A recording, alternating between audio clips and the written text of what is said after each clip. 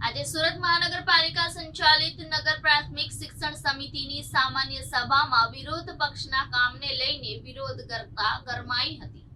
આજે નગર પ્રાથમિક શિક્ષણ સમિતિમાં મળેલી સામાન્ય સભામાં વિરોધ પક્ષે વિવિધ કામોની સાથે વિદ્યાર્થીને પ્રવાસે નહીં લઈ જવામાં આવતા વિરોધ કર્યો હતો। સાથે બૂટ મોજાનો ઓર્ડર મોડો અપાતા વિરોધ કર્યો હતો, જેથી સામાન્ય સભા ગરમાઈ હતી અને રામ મંદિરે શિક્ષણ સમિતિની સભામાં મુદ્દો ઉછાળ્યો હતો।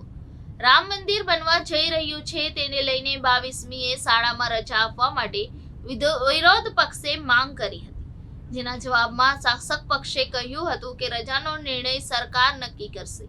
વધુમાં કહ્યું હતું કે સ્કૂલમાં જ રામ મંદિરની ઉજવણી થાય તેવી માંગ શાસક પક્ષે સરકાર પાસે માંગ કરી છે અને ભગવાન સ્વામી વિવેકાનંદની જેમ ભગવાન રામનું ચિત્ર આપવાની માંગ કરાઈ છે। નવા સીમાંકરણમાં આવેલ વિસ્તારમાં એસએમસી અને 35 જેટલી શાળાઓનો કબજો મળ્યો નથી। માત્ર હવે 2.5 મહિના માટે 2200 વિદ્યાર્થીઓને બૂટ મોજા યુનિફોર્મ આપવામાં આવશે। લેબ ટેસ્ટ કરાવ્યા વગર જ વર્ક ઓર્ડર આપવામાં આવ્યો હોવાનો વિપક્ષે આરોપ મૂક્યો હતો।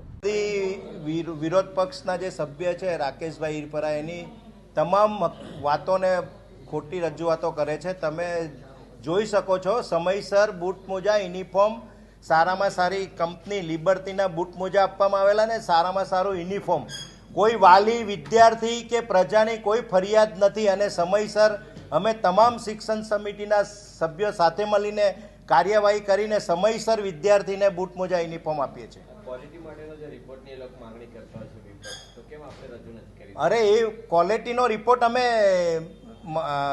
રેન્ડમી યુનિફોર્મ બૂટ મોજાનો રેન્ડમી લઈએ છીએ સ્કૂલમાં જઈને અને એનો ટેસ્ટિંગ રિપોર્ટ કરાવેલો છે ને એનો ફાઇલમાં લેબોરેટરી રિપોર્ટ છે। રિપોર્ટ આપી દીધો છે વિપક્ષની પાસે છે? અરે ફાઇલમાં બધું જ છે। દરેક જે એજન્ડાના જેટલા કામ હોય ને એ તમામ કામોની ફાઇલો મૂકવામાં આવે છે, તમામ જોઈ શકે છે અને વિપક્ષના સભ્ય બધું જોઈ શકે છે, પણ એની ખાલી રજૂઆત છે। અમે સારામાં સારું વિદ્યાર્થીનો સર્વાંગી વિકાસ માટે તમામ સભ્યો સાથે મળીને શિક્ષણ સમિતિ કામ કરી રહી છે। 100% ખર્ચે મહાનગરપાલિકા યુનિફોર્મ બૂટ મોજા, હાલમાં તો સ્કૂલ બેગ પણ આપવાના છે।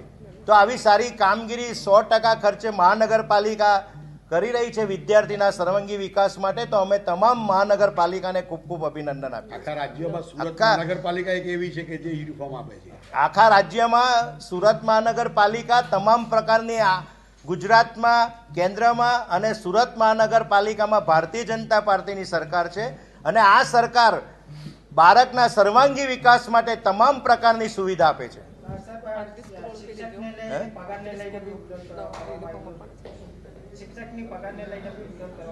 શિક્ષકની પગાર બાબતમાં એમની જે રજૂઆત છે તદ્દન ખોટી છે।